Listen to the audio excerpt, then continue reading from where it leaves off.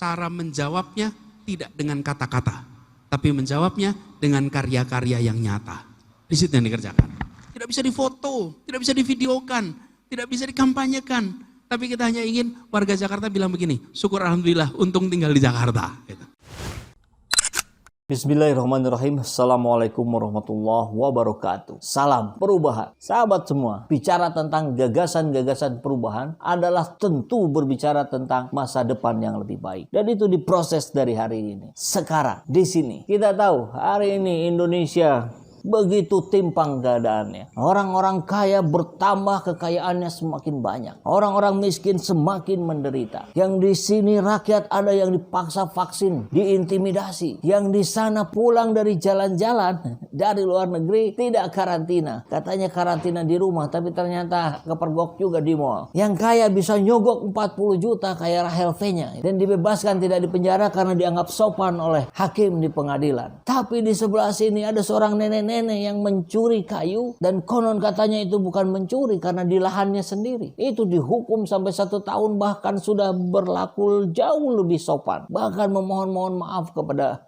hakim di pengadilan. Tapi tetap saja di penjara. Tentu ketimpangan-ketimpangan ini bukan terjadi begitu saja. Tapi memang sejak awal ada perlakuan yang berbeda ketika dibatasi pelancong asing masuk ke Indonesia. Ternyata dengan begitu mudahnya para TKA Cina datang ke sini. Tidak ada kesetaraan sikap, tidak ada kesetaraan pelayanan dari pemerintah. Hasilnya ya seperti ini. Kemudian timpang di berbagai level kehidupan kita. Pesan perubahan dibawa oleh Anies Rashid Baswedan yang sudah berhasil menerapkan ide kesetaraan ini di kota Jakarta.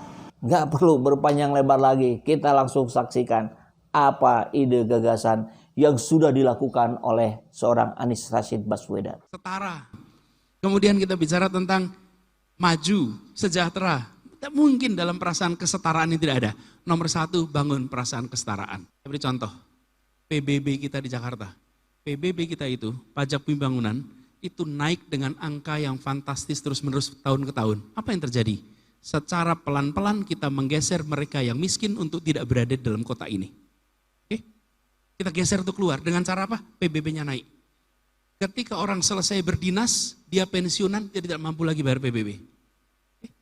Ini nampaknya sederhana, tapi kalau kita biarkan terus, kota ini hanya bisa diisi oleh mereka yang sanggup bayar PBB. Dan angkanya dinaikkan terus. Dari kaca pemerintah, menaikkan pendapatan. Loh kalau pemerintah naikkan pendapatan dengan PBB itu nggak kreatif sama sekali. PBB itu kan barang yang tidak bergerak. Dan rumah itu kebutuhan dasar. Tidak boleh rumah kok kemudian dijadikan alat untuk meningkatkan pendapatan pemerintah. Karena itu kami tidak naikkan PBB di Jakarta, bahkan guru bebas PBB di Jakarta. Guru bebas PBB di Jakarta. Orang-orang yang berjasa bebas PBB di Jakarta. Semua keluarga pahlawan sampai 3 turunan bebas PBB di Jakarta. Kemudian saya berikan ilustrasi kedua nih.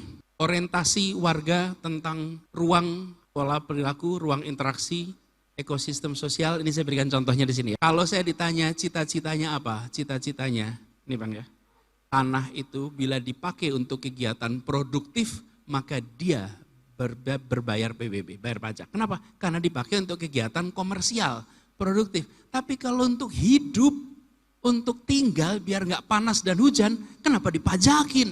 Ini kenapa dipajakin gitu? Kita sebetulnya tahun lalu nih, tahun 2020 itu akan mengubah semua pajak di Jakarta. Tanah yang dipakai kegiatan komersial bayar pajak, kegiatan residensial tidak bayar pajak. Tahu-tahu kena COVID. Bulan Maret kena COVID, nggak mungkin. Karena kemudian yang kegiatan komersialnya pun nggak punya pendapatan. Jadi bagaimana kita mengkompensasi yang tinggal residensial tidak bayar, yang komersial bayar. Kan masuk akal, tanahnya dipakai untuk kegiatan komersial. Jadi kalau punya rumah untuk kos-kosan, bayar pajak. Tapi kalau punya rumah untuk tinggal sendiri, nggak usah. Ini perintah kepada seluruh jajaran. Setiap kebijakan mempertimbangkan pola perilaku dan ruang interaksi antar warga. Warga difasilitasi untuk terhubung dengan komunitasnya dan saling terhubung lintas segmen. Ini waktu dibaca, jajaran itu waktu baca, apa ya kira-kira maksudnya? Gini nih maksudnya. Saya beri contoh, transportasi publik di Jakarta, ini atas dukungan Pak Zita dan teman-teman di DPRD, kita bisa membangun transportasi publik yang masif selama 4 tahun ini. Pertanyaannya, kenapa kita dorong transportasi publik? Nah, di sini pesan kesetaraan persatuan masuk. Kami sampaikan kepada semua, ini seluruh jajaran yang ngurusin transportasi sampai apal kalimat ini. Bahwa transportasi umum bukan semata-mata untuk memindahkan badan dari satu tempat ke tempat lain. Transportasi umum adalah untuk membangun perasaan kesetaraan. Kesetaraan. Seorang presiden, seorang menteri, seorang CEO, seorang office boy, seorang pengangguran naik kendaraan umum, berdirinya sama, duduknya sama, tidak ada VIP lounge. Setara semuanya, setara. Berangkat ketemu. Coba perhatikan Jakarta hari ini. Apa yang terjadi? Bapak Ibu bisa saksikan trotoar di mana-mana, interaksi antar warga di mana-mana, dan trotoar itu menjadi penyetara. Kalau jalan di trotoar, lintas sosial ekonomi akan tersambungkan. Tidak ada bedanya lagi. Bagaimana pasar, mekanisme pasar, dan public policy itu disinkronkan. Ini membangun sebuah sistem namanya Jaklingko. Jadi transportasi umum di Jakarta dari mulai angkot sampai angkot, bis sedang, bis besar, kemudian MRT, LRT, kereta api, itu semua dijadikan satu sebagai satu kesatuan dengan namanya diintegrasikan, sistem pembayarannya sama, sistem manajemennya dalam satu sistem manajemen, rutenya nyambung. 3 itu. Jadi tidak lagi DKI, dibuatkan joint venture, Jakarta mayoritas, kami yang mengelola stasiunnya. Kalau keretanya tetap dikelola oleh KAI, tapi stasiunnya dijadikan satu. Apa yang terjadi? Sekarang dengan satu kartu, bahkan kita sekarang menggunakan aplikasi, naik kendaraan umum dari satu tempat ke tempat lain, pindah tanpa bayar tambahan selama 3 jam. Betul-betul terintegrasi. Nah, ini yang disebut mekanisme pasar. Penyelenggaranya ada 26 lebih organisasi transportasi. Kita sadari ya, waktu diskusi di DPRD, tidak dihapus. Pelaku pasar itu bukan digantikan oleh negara. Jadi bukan pemerintah membuat armada sebanyak-banyaknya, bukan. Seluruh yang ada itu, yuk dihitung sama-sama. Unit cost per kilometernya berapa? Kami pemerintah akan bayar unit cost per kilometer, Anda berikan jasa kepada kami. Jadi mekanisme pasar tetap jalan. Usaha ini tetap hidup. Koperasi-koperasinya tetap hidup. Tidak dimatikan. Kami pemerintah yang membayar kepada mereka biaya per kilometer. Dan sekarang di Jakarta nggak ada lagi macet karena angkot. Kenapa? Karena angkotnya nggak ngetem. Kenapa nggak ngetem? Bayarannya bukan per penumpang. Bayarannya per kilometer. Kami bayar per kilometer. Satu angkot 90 atau 100 km per hari. Sudah dia muter terus. Ada penumpang syukur, tidak ada penumpang juga syukur. Karena dia dibayarnya per kilometer. Selesai masalah. Bagi pengusaha angkot, loh dia yang penting ada pendapatan. Bagi supir ada kepastian gaji. Maintenance-nya ada, diukur semuanya dengan ukuran yang tepat. Ini semua pekerjaan ini nggak terlihat, tidak bisa difoto, tidak bisa divideokan, tidak bisa dikampanyekan. Tapi kita hanya ingin warga Jakarta bilang begini, syukur alhamdulillah untung tinggal di Jakarta. Gitu. Kemudian saya ingin sampaikan sedikit pendekatan. Pak Zita boleh ya saya cerita pendekatan. Pendekatannya begini, kita harus memahami perubahan zaman. Mas Tris tadi cerita perubahan zaman, generasi baru cara pandangnya beda. Kemudian tadi Mas Mumtaz cerita tentang jumlah anak muda yang dominan. Di dalam pengelolaan ini baik kota maupun negara sama. Dulu rakyat itu semata-mata sebagai warga saja. Lalu pemerintah itu administrator dan pola interaksinya sosialisasi. Kami putuskan, kami sosialisasikan. Kira-kira gitu. Lalu mengalami penambahan. Rakyat itu dipandang sebagai customer. Oke. Lalu kami sebagai pelayan. Betul tidak? Kita sering mengatakan jadi pelayan masyarakat. Lalu polanya apa? Konsultasi. Kami melakukan apa? Kami konsultasi dulu pada masyarakat. Masyarakat yang berkembang. Tidak lagi menjadi konsumer saja, tapi masyarakat menjadi partisipan. Mereka bisa membangun sendiri sekarang. Mereka bisa bekerja sendiri. Lihat dunia usaha, memberikan hampir seluruh pelayanan yang diperlukan oleh pemerintah. Bikin rumah sakit, bikin sekolah, yang menyerahkan siapa? Masyarakat, itu kan partisipasi bukan? Transportasi, dulu kalau transportasi, Damri atau kereta api, mana swastanya? Nggak ada. Sekarang partisipasi ada, rumah sakit, pemerintah. Sekarang swasta banyak, semua sektor ada swastanya. Partisipan. Pemerintah menjadi fasilitator, polanya adalah partisipasi. Nah, hari ini kita sudah masuk level keempat. Apa itu? Kita, pemerintah, harus memandang dirinya sebagai ya administrator, ya service provider, ya fasilitator, dan kolaborator. Kitalah yang membangun kolaborasi. Lalu masyarakat dipandang sebagai co-creator, polanya kolabo. Jadi di dalam sistem pengambilan keputusan sekarang berubah. Dulu pendekatannya seperti jaring laba-laba, di mana sentral ambil keputusan. Hari ini pendekatannya sudah seperti bintang laut. Karena keputusan-keputusan itu sekarang diambil di berbagai sektor. Pemerintah, pimpinan, itu memberikan visinya. Nih, arahnya ini, nilainya ini, achievementnya ini, tapi keputusannya dikerjakan di mana-mana. Jadi kami sekarang di Jakarta, bangun itu pakainya kolaborasi. Transportasi tadi contohnya, bukan pemerintah yang menyiapkan semua alat transportasi, tapi justru kami menghidupkan mereka dan kolaborasi.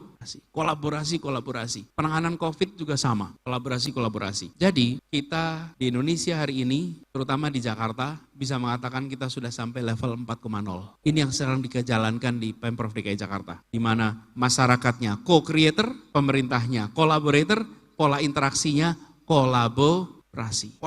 Jadi menempatkan private sector, menempatkan warga itu sebagai partner, bukan semata-mata sebagai customer, tapi sebagai partner dan bekerja bersama untuk membuat kita meningkat. Contoh, ingat nggak Pak, kita kan kemampuan testing kita rendah. Apa yang terjadi? Bukan DKI belanja PCR mesin, bukan. Kami katakan kami akan beli jasa PCR, silahkan swasta membangun PCR, kami yang beli. Kenapa kemampuan testing Jakarta itu meningkat cepat? Karena justru dengan kita tidak membuat sendiri, tapi menyilahkan semua buat, nanti kita kerjasama. Jadi dengan cara begitu, ini namanya kolaborasi. Mereka menjadi co-creator, kami menjadi kolabo, dan ini akan terjadi, prediksi saya, makin kuat di level nasional di masa yang akan datang. Anak-anak muda maunya ke sana. Anak-anak muda tidak mau sekedar menjadi, betul gak? Suruh residen aja gak mau, konsumer aja gak mau. Mereka mau menjadi partisipan yang aktif. Maunya menjadi co-creator. Nah, ini alhamdulillah kita eksperimenkan 4 tahun di Jakarta. Dengan cara seperti itu, kemudian kita menyaksikan apa yang tadi saya sampaikan. Kalau saya mau mengurutkan semuanya nanti terlalu jauh, lebih panjang ya.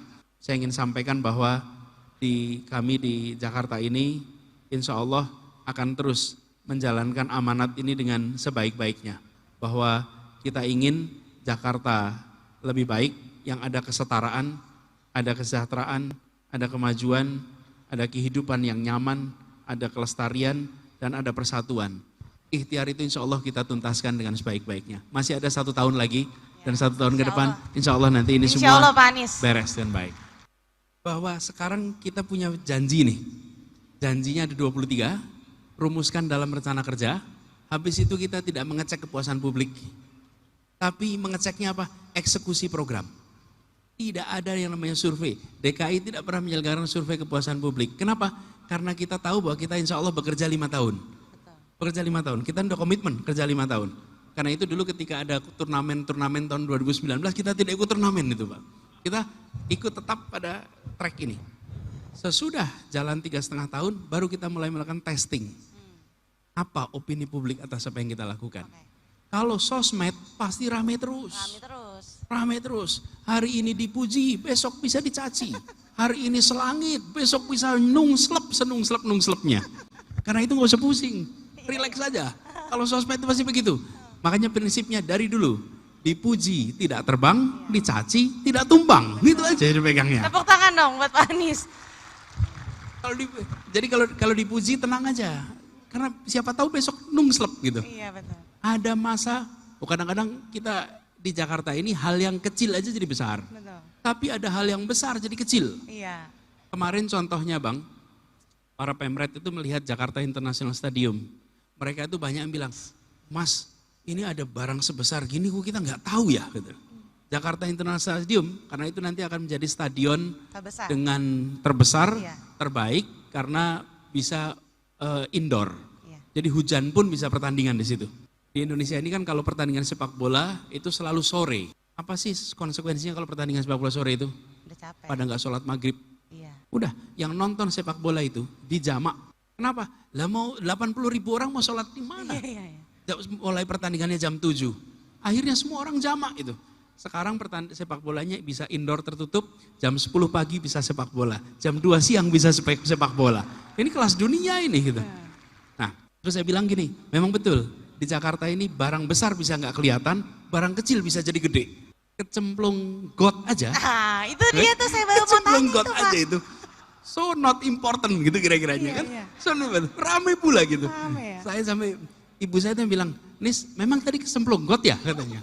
Kenapa? Itu teman-teman pada nanyain katanya, Masya Allah. Jadi, nah gimana kita menghadapi itu? Sebenarnya saya relax, fokus pada pekerjaan, fokus pada janji, fokus pada eksekusi, dan saya hampir tidak pernah komentar juga. Iya. Kenapa gak pernah komentar? Karena memang banyak sekali yang cara menjawabnya tidak dengan kata-kata, tapi menjawabnya dengan karya-karya yang nyata. Di situ yang dikerjakan. Dan telah membuahkan hasil di Jakarta dengan pembangunan yang masif, jauh lebih baik dibandingkan gubernur sebelumnya. Mendapatkan prestasi-prestasi, penghargaan yang jauh lebih banyak dari gubernur sebelumnya. Dan mendapatkan serangan-serangan politik yang jauh lebih besar dari yang sebelum-sebelumnya juga. Setelah cukup lama menjalankan program ini, kami menemukan sebuah fakta betapa berlikunya perjuangan ini. Sehingga beberapa bulan yang lalu kami mulai membuka donasi untuk meringankan beban operasional tim kami yang sedang berjuang menegakkan dakwah nahi mungkar melalui kanal YouTube ini. Jazakumullah khairan katsira. Kami ucapkan banyak-banyak terima kasih kepada sahabat semua yang telah turut berjuang bersama-sama kami dalam membela kebenaran, dalam memperjuangkan keadilan. Buat sahabat-sahabat semua yang masih ingin terus membersamai kami, sahabat bisa memberikan donasinya ke nomor rekening yang ada di bawah sini. Dan dapat mengkonfirmasinya melalui nomor WA yang ada di sini. Insya Allah yang kami terima ini selain bisa meringankan beban tim operasional kami, tapi kami juga menyalurkannya pada orang-orang yang memang sangat membutuhkan bantuan hari ini.